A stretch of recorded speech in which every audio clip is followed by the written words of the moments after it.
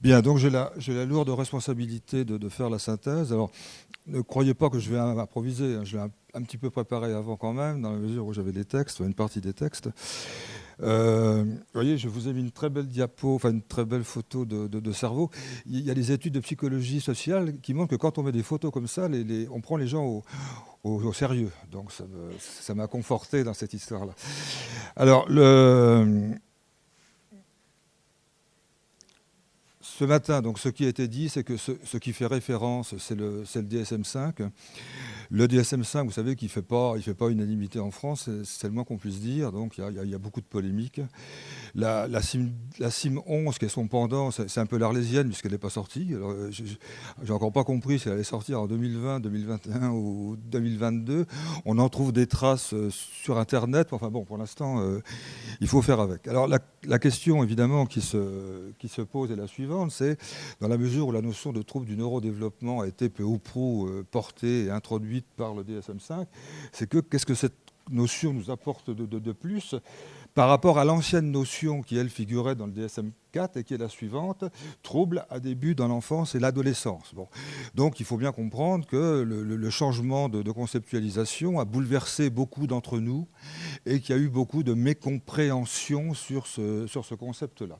Alors, dans les arguments qui sont proposés en général, et sur lesquels on va discuter quelques minutes, c'est l'idée qu'il puisse y avoir, tout le monde s'accorde là-dessus, qu'il puisse y avoir une solidarité entre le développement cérébral et puis celui des comportements. C'est-à-dire que quand ça cafouille dans une sphère, ça cafouille aussi dans l'autre. L'erreur qui a été faite par beaucoup d'entre nous, c'est de penser que l'origine de ce cafouillage était de nature neuropsychologique, alors que le DSM-5 ne dit absolument pas ça, hein. Il dit simplement que ça cafouille en haut et ça cafouille en bas. Bon. Donc il ne faut pas faire de réductionnisme et envisager l'hypothèse que c'est le cerveau, de par ses difficultés, qui va piloter les difficultés comportementales. Personne ne dit ça, tout au moins au jour d'aujourd'hui. La deuxième chose, c'est que actuellement le DSM-5 donc, décrit un phénomène sous l'ensemble de 6 troubles, que ces troubles sont extrêmement hétérogènes sur un plan phénotypique, pour utiliser des mots savants, et donc va proposer la notion de spectre. Alors, la notion de spectre s'est imposée dans le cadre du TSA, trouble du spectre autistique, mais elle vaut pour l'ensemble des autres troubles, dans la mesure où il y a une espèce de continuité, d'hétérogénéité dans l'ensemble de ces troubles-là. La troisième chose, c'est qu'on s'est aperçu cliniquement que ces troubles pouvaient être associés. Et l'idée qui parcourt ce constat, c'est que plus un enfant a de troubles associés, plus la gravité, plus l'intensité du trouble sera importante. Donc si un enfant a un trouble, le trouble peut être grave et intense en tant que tel, mais s'il en a 6, vous imaginez bien effectivement l'impact que ça puisse avoir sur les comportements et sur l'adaptation au sens large du terme. La quatrième idée, alors ça c'est important, ça a été amorcé ce matin, c'est que ce sont des troubles quand même dont l'expression clinique est extrêmement tardive, 3 ans, 4 ans, 5 ans, voire beaucoup plus tard pour certains autres troubles. Et donc, quand on essaie de faire du repérage précoce, eh bien, on s'aperçoit que la clinique précoce de ces troubles-là ne correspond pas du tout à la clinique telle qu'elle est proposée au moment du diagnostic. Bon. Donc, ce constat un peu empirique selon lequel on va retracer les troubles à partir de la description diagnostique est une idée qu'il faudra probablement abandonner et il faudra se placer dans une perspective développementale et regarder un peu comment les bébés au développement typique se développent et puis regarder donc les formulations atypiques qui peuvent être proposées. Alors, c'est un début de réflexion, il n'y a encore pas beaucoup de travaux dans cette perspective-là. Le cinquième point, là tout le monde est à peu près d'accord là-dessus, c'est qu'à partir du moment où on parle de troubles du neurodéveloppement, ces développements sont contraints. Et bien entendu, la question se pose, c'est au niveau des interventions, comment je peux intervenir sur ces développements qui sont contraints. Bon. Actuellement, moi, je ne sais pas comment on modifie un cerveau qui présente ces particularités, je vous le dis franchement. Et je pense que si quelqu'un le sait dans la salle, il va avoir le prix Nobel assez rapidement. Hein. Bon. Donc, on ne sait pas bien faire encore sur les interventions qui portent sur ce niveau d'observation. Et puis, le dernier point, donc on l'abordera ensuite, c'est d'élargir un peu la question des interventions. C'est ce qui a été fait cet après-midi. Et donc, j'essaierai de vous dire en 2 mots là, comment on peut les classer, comment on peut les décrire, et quelles sont probablement les perspectives les plus intéressantes. Voilà, donc la notion de trouble du neurodéveloppement, telle qu'elle s'est imposée dans la littérature et puis dans les pratiques professionnelles, pose un certain nombre de questions. Et ces questions, il faut les aborder de front. Sinon, on risque d'aller à des devants un peu pénibles. Alors, les troubles du neurodéveloppement. Là, je vais aller très rapidement. On vous a dit ce matin qu'ils étaient composés donc, de 6 troubles. On va essayer de mémoriser là, les acronymes TDI, TM, TC, etc.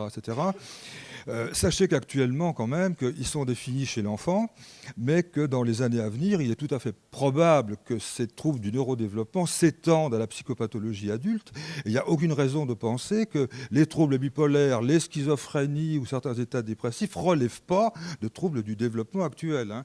Donc soyons dans une perspective un petit peu plus large. Et il est tout à fait vraisemblable que dans le DSM-6, qui devrait sortir dans 10 ans ou dans 15 ans, apparaisse une extension de cette notion-là aux troubles adultes. Hein. Alors, la question qui se pose maintenant, qui est vraiment une question difficile pour nous, c'est la question, est-ce que ce sont des catégories nosographiques vraiment indépendantes les unes des autres? Est-ce que ce sont des catégories nosographiques qui se chevauchent? On le verra vraisemblablement. Est-ce que ce sont des dimensions, alors à la fois des dimensions au centre, enfin, au regard de chaque trouble, ou même des dimensions qui peuvent partager les interactions entre les troubles? Alors là, je vous ai mis un tout petit exemple. Le TSA, le trouble du spectre autistique, aujourd'hui se définit par 2 critères diagnostiques, dont l'un fait référence au trouble de la motricité, c'est-à-dire l'autisme, il y a des stéréotypies motrices qui sont présentes, ou des répétitions comportementales qui sont présentes, mais c'est aussi un trouble de la communication sociale, qui appartient au trouble de la communication. Donc l'autisme, c'est le chevauchement entre une partie des troubles de la motricité et une partie des troubles de la communication. Bon. Et on verra que pour l'ensemble des troubles neurodéveloppementaux, on peut faire à peu près le même raisonnement concernant ce chevauchement. Donc vous voyez que ça complique un petit peu les choses. Et l'idée selon laquelle il y aurait vraiment une autonomie nosographique chez ces 6 troubles-là est une idée qui mérite singulièrement d'être discutée.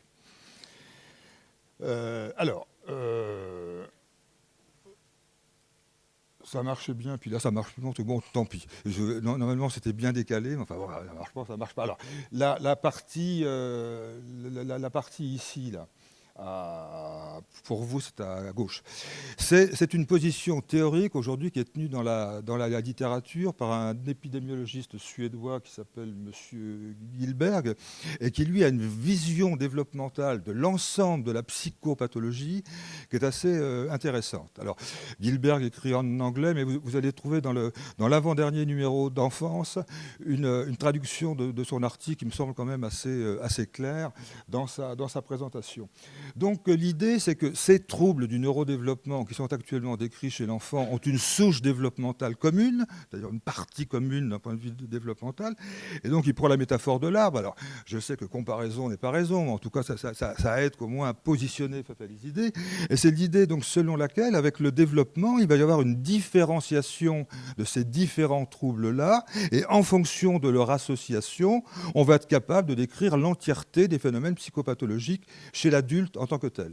Est-ce que je suis clair quand je dis ça? Donc ça fait un beau tableau qui est assez cohérent dans une perspective développementale sur l'ensemble de tous les troubles psychopathologiques à partir des premiers troubles tels qu'ils sont décrits et qui rentrent dans le cadre des troubles du neurodéveloppement.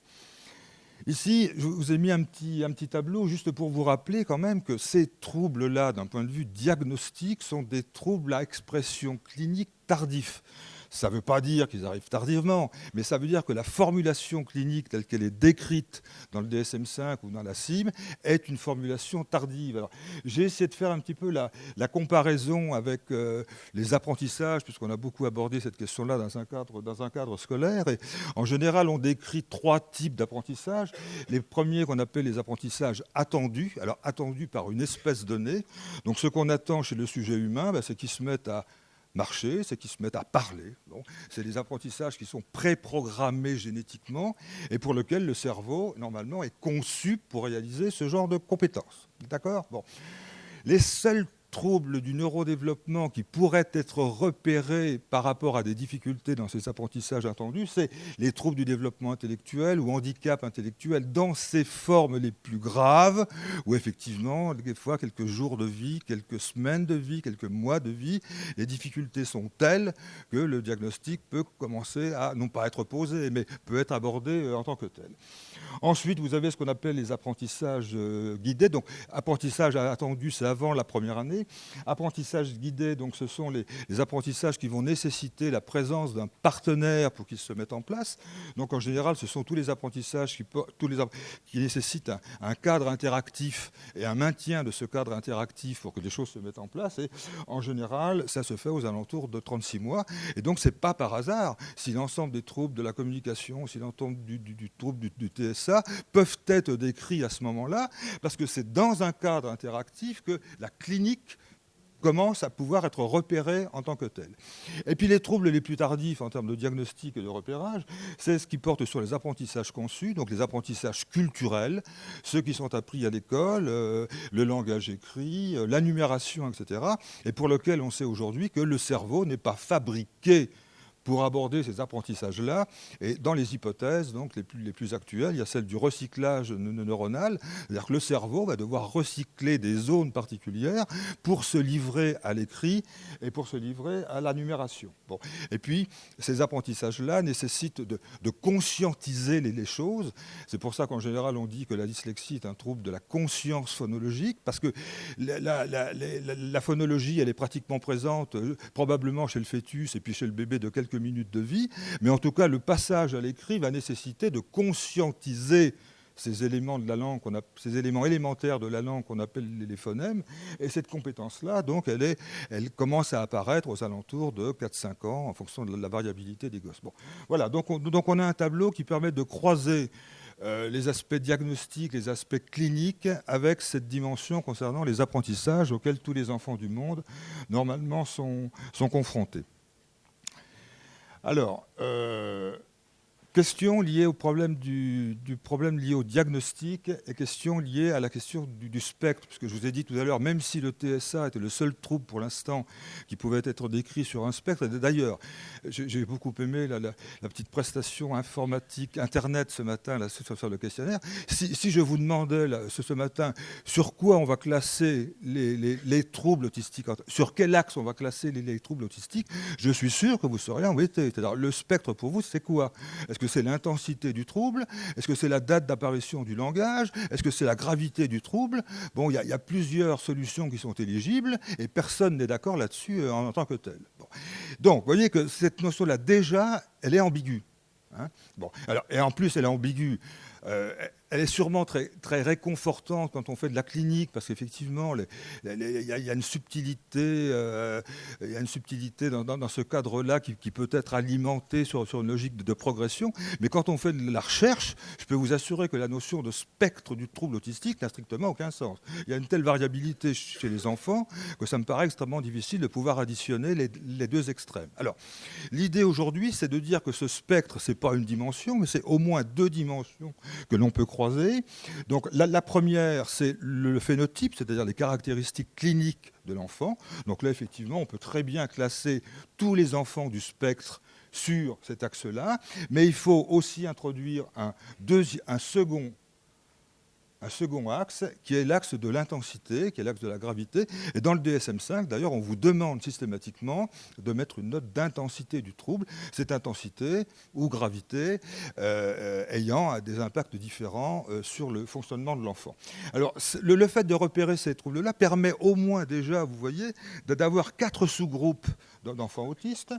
Et ces 4 sous-groupes donc peuvent être aussi définis par rapport à la datation du diagnostic, c'est-à-dire les diagnostics un peu précoces, les diagnostics tardifs, et puis les diagnostics simples et complexes. Alors, pour aller un petit peu vite, dans les troubles pour lesquels le phénotype est relativement facile à identifier, pour lequel le diagnostic est relativement précoce. Alors, vous voyez, ce qu'on appelle le diagnostic précoce, c'est pas avant 30 mois. Hein. Je veux dire, allez pas faire un diagnostic de TSA à 12 mois. Hein. Donc, vous voyez que cette notion de précocité, elle est vraiment à mettre entre parenthèses. Alors, il y a ce qu'on appelle les TSA purs, qu'on appelait avant les TSA de Kanner. Enfin, c'est ces enfants pour lesquels il n'y a même pas besoin de formation. C'est-à-dire qu'on les voit à 4 ans, c'est évident. Ils sont blonds, ils ont les yeux bleus, mais je veux dire, c'est évident. Donc là, il n'y a même pas à discuter, je veux dire, sur l'utilisation des critères diagnostiques en tant que tels.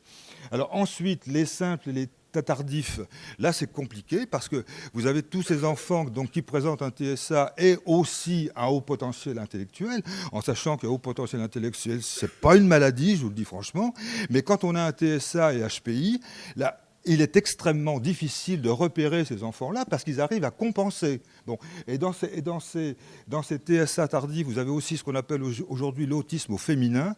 Donc ce sont toutes ces dames qui ont réussi à masquer, de par leurs compétences sociales et leurs compétences intellectuelles, le trouble jusqu'à l'âge adulte. Et quand elles arrivent en consultation avec leurs petits-enfants, elles se disent « mais j'étais exactement comme lui au moment du diagnostic ». Bon. Alors quel est le rapport entre les HPI purs et puis les HPI on va dire, enfin les TSA plus HPI, vous voyez, ça pose quand même un certain nombre de questions théoriques. Et aujourd'hui, il y a des recherches longitudinales spécifiques qui travaillent sur cette question-là. Alors, c'est pas trop ce qui nous intéresse, parce que c'est pas ces gens-là qui fréquentent le plus les instances de la pédopsychiatrie, ce sont plutôt les autres. Alors, dans les autres, donc, vous avez tous les TSA qui ont des troubles associés. Alors, dans les troubles associés, vous avez les troubles chromosomiques, vous avez les troubles génétiques, vous avez les troubles épigénétiques, vous avez les troubles psychiatriques, vous avez les troubles somatiques. Et donc, on peut avoir effectivement un enfant qui a une trisomie 21, qui a un TSA, qui a une dépression, qui a un cancer. Bon. Alors, quand vous additionnez tout ça, vous voyez bien quand même que ça fait des tableaux d'une complexité clinique absolument inouïe, et que là, on est vraiment dans le cadre des diagnostics complexe. Bon. Et le problème théorique qui se pose pour ces sujets-là, c'est quel est le diagnostic primaire, quelle est la source du trouble autistique. Alors aujourd'hui, il y a des débats infernaux. Hein, je veux dire, on se tue là. Hein. Est-ce que c'est la trisomie 21 qui va générer, de par ses caractéristiques, le TSA secondaire? Vous voyez, bon, ça c'est vraiment des trucs sur lesquels on peut discuter. Et entre pédopsychiatres et neuropédiatres, il y a des conflits assez meurtriers sur cette question-là. Hein. Et puis le dernier, donc, c'est les TSA plus TND, c'est-à-dire c'est les gosses qui vont additionner 1 ou 2 ou 3 ou 4 ou 5 autres troubles du neurodéveloppement. Donc ils ont un TSA, ils sont dyslexiques, ils ont un trouble de la motricité. Et là, effectivement, la question se pose peut-être en des termes différents. C'est-à-dire aujourd'hui, la position de sagesse voudrait quand même qu'on parle plutôt de troubles associés. Bon. C'est-à-dire qu'on ne sait pas trop qui est primaire, qui est secondaire. Ils sont associés. Alors, je sais que le vieux vocable, c'est celui de comorbidité, mais ça fait un peu 19e siècle. Donc moi, j'ai tendance un peu à l'abandonner au profit de troubles associés qui me paraît un petit peu plus descriptif et plus propre par rapport à ça. Bon. Donc, est-ce que vous avez pris l'ampleur de la complexité du problème et que donc cette notion de trouble du neurodéveloppement, ok, cette notion de spectre, ok, mais enfin il faut faire un petit peu de ménage là-dedans, à la fois quand on veut faire de la clinique précise et quand on veut faire de la recherche surtout, parce que si on additionne tout et n'importe quoi, je vous assure qu'on ne va rien trouver. Hein. Bon. Donc là c'est juste un petit. Alors là c'est juste pour. Alors je me suis posé la question quand même. Est-ce qu'il y a un noyau central là qui permet de penser que les choses peuvent s'articuler? Je me dis peut-être que l'attention est le candidat idéal, c'est-à-dire que dans tous ces troubles-là, qu'on le veuille ou non, il y a quand même des petites difficultés attentionnelles, notamment au niveau du maintien de l'attention qui est présente dans tous ces troubles-là. Bon, mais une fois qu'on a dit ça, on n'a pas dit grand-chose. Hein, et donc, c'est le constat selon lequel ces troubles... Donc, les troubles de l'attention vont s'additionner avec des troubles... vont s'associer avec les troubles des apprentissages. Ce matin, on vous a donné le chiffre de 50%. Hein, de 50%. Un enfant sur deux. Hein, bon. Peuvent s'associer avec les troubles de la motricité. Ce paquet-là peut lui-même s'additionner avec les troubles de la communication, qui peut lui-même s'additionner avec les troubles autistiques, qui peut lui-même s'additionner avec les troubles de la déficience intellectuelle. Donc vous voyez que ça peut faire des tableaux qui sont d'une complexité absolument inouïe et que c'est peut-être dans ce cadre-là que la notion de diagnostic complexe prend tout son sens et peut-être faut-il y adjoindre cette notion d'intensité, cette notion de gravité. Et donc, moi, je pense qu'il est absolument impossible de tout concevoir sur une seule dimension. Et donc, il faut probablement multiplier les dimensions pour rendre compte de cette complexité. Donc, j'ai mis le titre à la fin, ce qui est assez original. Donc, juste pour vous dire que ces troubles-là se chevauchent et qu'il commence à y avoir quelques travaux là, sur l'organisation de ce chevauchement. Hein. Alors, un petit mot, parce que ça a été peu abordé ce matin, c'est la question des indices précoces. Bon, à quel âge on peut les repérer, on peut les faire travailler. Et on vous a dit, ça c'est un message important, hein, c'est que la notion de développement atypique ne prend son sens que dans son contraste par rapport au développement typique. Alors, certes, ces enfants-là ont des cerveaux qui sont contraints d'un point de vue développemental, mais c'est aussi des enfants, je suis désolé. Hein. Bon. Et en tant qu'enfants, je veux dire, ils partagent quand même un certain nombre de caractéristiques, notamment au niveau développemental. Alors, je vous mets un petit peu ce qui s'observe dans le développement typique pour vous dire que c'est probablement comme ça qu'il faudrait réfléchir. Alors, je ne sais pas si ma diapo est bien claire pour les gens qui sont au fond, mais juste pour vous dire que dans les premiers temps du développement, au cours de la première année, la formulation comportementale, sur ce quoi on peut repérer des choses, c'est sur les niveaux de vigilance, c'est sur la réactivité sensorielle, c'est sur l'orientation par rapport à des stimulations un peu violentes, c'est éventuellement la question du tempérament, si les gens arrivent à se mettre d'accord sur ce que c'est qu'un tempérament chez le bébé, bon, ça pose encore d'autres questions. C'est la question du sommeil qui est fondamentale. Bon, fondamental, il n'y a pas beaucoup de travaux sur ces questions-là. Et puis la question de la motricité qui a commencé aussi à être abordée à la fois ce matin et cet après-midi. Donc il me paraîtrait logique que dans les troubles du neurodéveloppement, la clinique puisse porter sur des dysfonctionnements tels que je viens de les décrire, et non pas sur des troubles de la communication en tant que tels. Hein. Se demander si un bébé de 2 jours a des troubles de la communication, ça me paraît un peu farfelu aujourd'hui, je vous le dis franchement, au regard de ce qu'on sait du développement de l'activité communicative. Et donc ça n'est qu'à partir du 36e mois que cette dimension communicative peut être notée. Et donc là, on va travailler sur la question du maintien de l'interaction, sur la présence de l'attention conjointe. Est-ce que je suis capable de réaliser une tâche avec un partenaire ? Sur la façon dont les enfants vont explorer les objets, sur la maîtrise des outils de communication. Je vous rappelle que pour communiquer, il y a à la fois le langage, mais aussi il y a toute la motricité. Et puis donc, à partir de 60 mois, là, on pourra travailler sur une clinique qui est tout à fait différente, qui est celle des apprentissages, qui est celle des connaissances. Dis-moi comment tu apprends, dis-moi ce que tu apprends, puis là, je te dirai effectivement si ton développement relève d'un développement typique ou pas. Donc, tout ça pour vous dire que la clinique, elle va dépendre de l'âge et que les indices sur lesquels on peut travailler sont des indices qui sont tout à fait différents. Et encore une fois, dans les troubles du neurodéveloppement, le diagnostic tardif, en fait, fait appel à une clinique qui est tardive en tant que telle. Et l'idée que cette clinique tardive puisse trouver des précurseurs dans le développement précoce, c'est peut-être une idée qu'il faudra abandonner. Est-ce que je suis clair quand je dis ça ? Parce que ça, en général, ça choque un peu, ça bouleverse un peu. Bon, alors, dans le développement typique, donc qu'est-ce qu'on observe ? Il n'y a pas beaucoup de travaux, et en général, les travaux qui sont faits, c'est des travaux sur ce qu'on a décrit ce matin, cet après-midi, sur les enfants à risque, c'est-à-dire que là, on voit les enfants se développer, et effectivement, on peut constater des mouvements anormaux chez ces enfants à risque de façon relativement précoce. Des postures qu'on appelle des postures asymétriques, des réflexes ou des automatismes qui devraient disparaître et qui ne sont pas masqués. Bon, bref, des petites choses extrêmement subtiles qui me paraissent difficiles de demander aux parents au jour d'aujourd'hui et qui vont probablement nécessiter une formation très pointue à la fois de la part des professionnels et de la part des parents, parce que cette clinique-là, elle n'est pas spontanée, elle ne tombe pas du ciel, hein, je vous le dis franchement.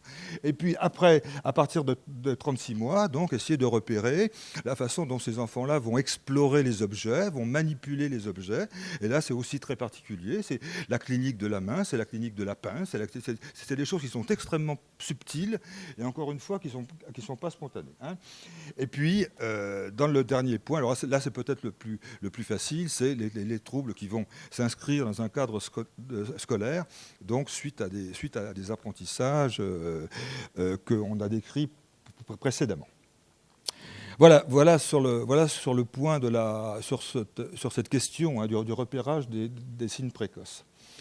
Alors, Cet après-midi, on a abordé la question des interventions, donc autorisez-moi quand même à en dire un mot, parce que cette question, elle est compliquée, et elle est peut-être encore plus compliquée en France, parce qu'en France, il n'y a quand même pas une véritable tradition, on va dire, dans l'évaluation de ces pratiques, et il serait peut-être nécessaire que ça se mette en place. Alors, la première chose, c'est que quand vous décidez, peu importe la place qui est la vôtre, que ce soit celle de parents, de professionnels ou autres, mais de monter une intervention parce que ça vous paraît, parce que l'enfant présente des difficultés spécifiques dans un domaine donné et que vous souhaitez donc intervenir pour essayer de modifier, de corriger, d'amender, peu importe le terme, sur cette spécificité développementale. Il y a quand même 4 points à aborder de façon systématique.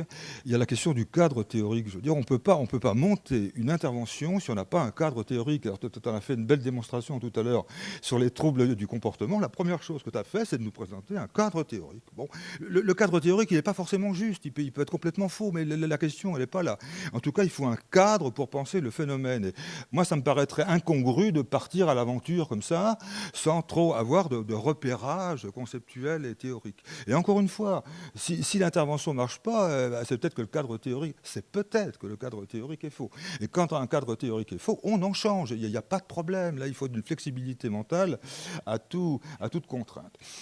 Ensuite, il y a la cible de l'intervention. On ne peut pas intervenir sur tout. Enfin, je veux dire, moi, j'entends dans beaucoup de synthèses, l'enfant, il va mieux. Ça veut dire quoi? Il va mieux où? Sur quoi? C'est le langage. Le langage, c'est quoi? C'était la phonologie. Enfin, veut dire, il faut être d'une précision chirurgicale aujourd'hui sur la cible d'intervention qui va être visée en tant que telle.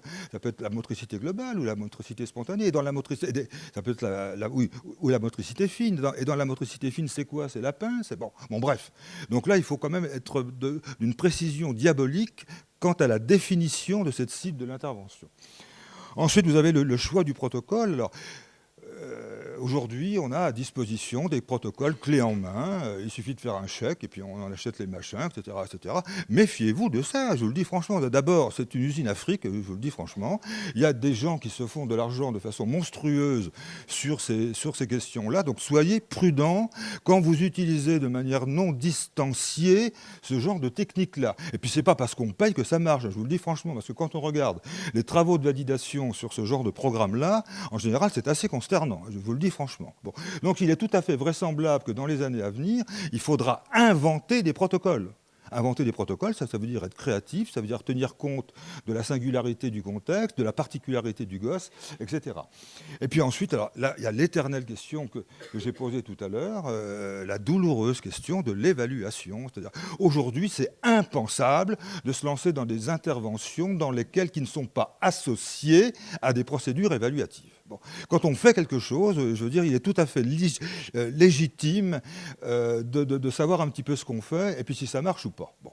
Et vous allez voir que là, la question, elle est quand même compliquée. C'est pas parce que ça marche qu'on a évalué, c'est pas parce que ça marche pas que... Bon, bref, tous les cas de figure sont possibles et donc il faudra quand même qu'on commence à réfléchir un petit peu à la chose. Alors, juste un petit mot, parce que c'est important, quand on regarde le lexique qui est consacré aux interventions en psychopathologie de l'enfant aujourd'hui, je l'ai fait de façon un peu limitative, hein, je n'ai pas été extensif, mais on trouve inclusion, on trouve accompagnement, on trouve intervention précoce, on trouve thérapie, on trouve soins, on trouve projet personnalisé, on trouve prise en charge. Bon.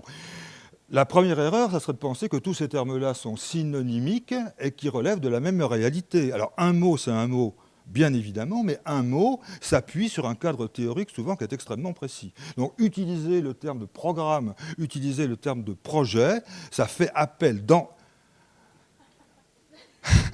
D'accord. Ça fait appel d'emblée chez vous, donc à un cadre théorique qui est extrêmement précis. Alors, on m'a prié de... Alors voilà, donc j'ai fait un petit effort là, pour essayer de classer ces termes-là. Donc juste pour vous dire quand même qu'on pouvait les classer en fait sur 2 grands axes. Un premier axe qui oppose le médical et le développement, alors position médicale et position développementale. Ça ne veut pas dire que les médecins ont une position médicale, ça ne veut pas dire que les psychos ont une position développementale, mais ça veut simplement dire qu'on a des positions par rapport au changement, par rapport à l'évolution, qui sont tout à fait différentes. Dans le développement est assez linéaire, est assez programmé, programmé dans la position médicale. Dans la position développementale, le développement est imprévisible. Le développement, ça peut être fait comment dirais-je, de trucs qui baissent, de trucs qui hautent, d'accélération, etc. Donc deux positions tout à fait différentes. Et puis, on trouve aussi des positions éducatives et des positions rééducatives. On en a eu deux bels exemples cet après-midi. L'inclusion scolaire, position éducative. Ce que tu proposais, toi, sur les troubles du comportement, position rééducative. Donc, vous voyez deux positions qui sont théoriquement radicalement opposées. Alors, il ne s'agit pas de les contraster, il ne s'agit pas de savoir qui a raison ou qui a tort, mais il s'agit de comprendre sur quoi je m'appuie pour proposer ce genre de modélisation-là. Alors, juste là, donc, je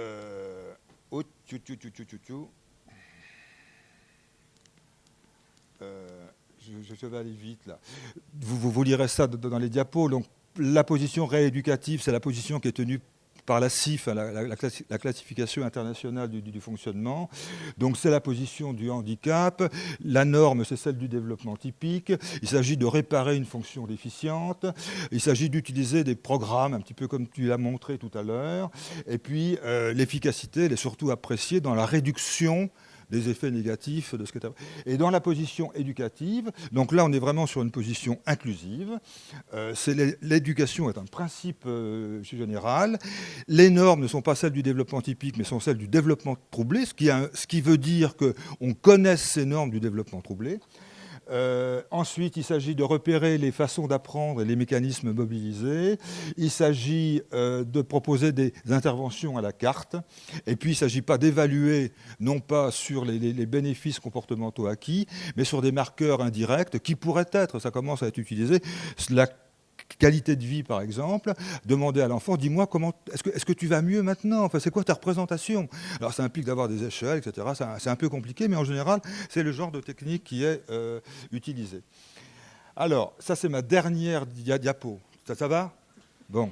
Alors, c'est une approche à la fois théorique et à la fois qui commence à proposer quelques résultats. C'est l'approche qui rentre dans le cadre de la réponse à l'intervention. Alors, c'est une approche en 3 points. Donc, le premier point, c'est ce qui a été décrit tout à l'heure par rapport à l'inclusion. Tous les enfants, quelles que soient leurs caractéristiques, sont à l'école en petite section de maternelle.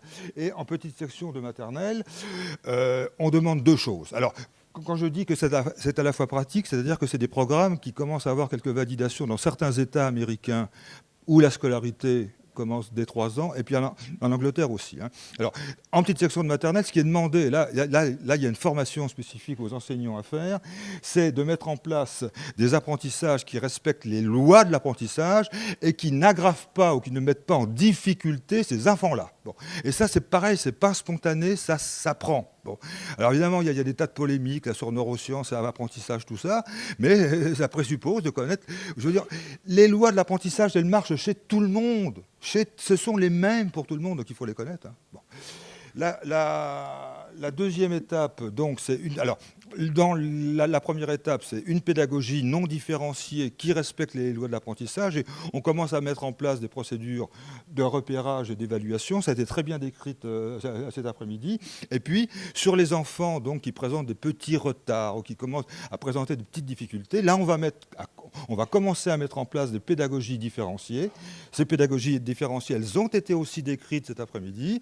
Et ces pédagogies différenciées, bien évidemment, elles doivent aussi non pas respecter les lois générales de l'apprentissage, mais cette fois-ci, elles doivent respecter les lois spécifiques des lois qui président aux troubles du neurodéveloppement.